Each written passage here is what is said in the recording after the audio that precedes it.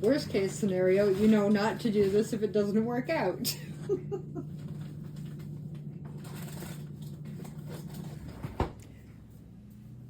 Let's walk through fermentation in baking and how bulk fermentation, warm fermentation, and cold fermentation all fit together. Fermentation begins the moment flour and water meet.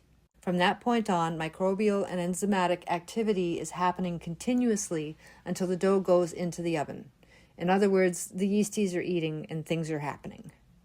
As bakers, we divide that process into stages so we can manage it. The main stage is bulk fermentation. Bulk fermentation starts when your starter is mixed into your flour and water, and it ends when you shape the dough. During this time, the dough remains as one mass. That's where the term bulk comes from. This is where most of the structure develops. Gas begins to build, the dough gains strength, and the gluten network forms and organizes. Folds or gentle handling can support that structure, but most of the work is happening through fermentation itself. Bulk fermentation is not about the dough doubling, especially with whole wheat. It's about reaching the point where the dough has enough strength and internal activity to hold the shape when you form it. Once you shape the dough, bulk fermentation is complete, and the dough moves into its final proof. Now, warm and cold fermentation are not different stages. They are different conditions applied to this process.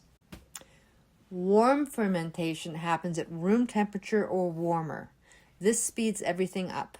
The dough rises faster, the starter will rise faster, gas builds more quickly, and structure develops sooner.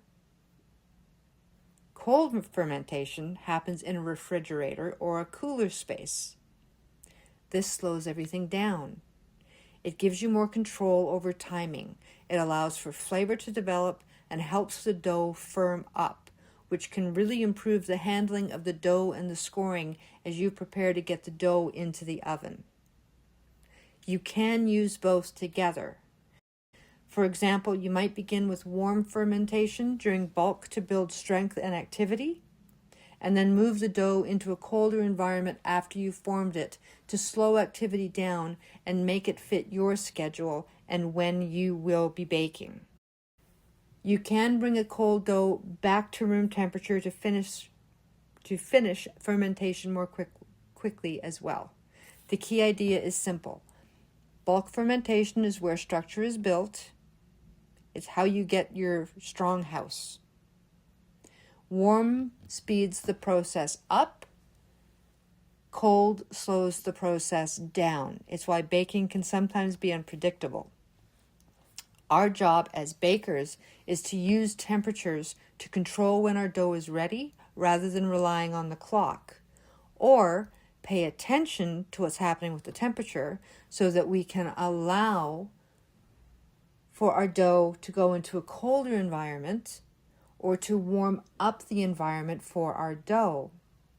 We watch the dough for signals to bake when we don't have controlled conditions. I hope this helps.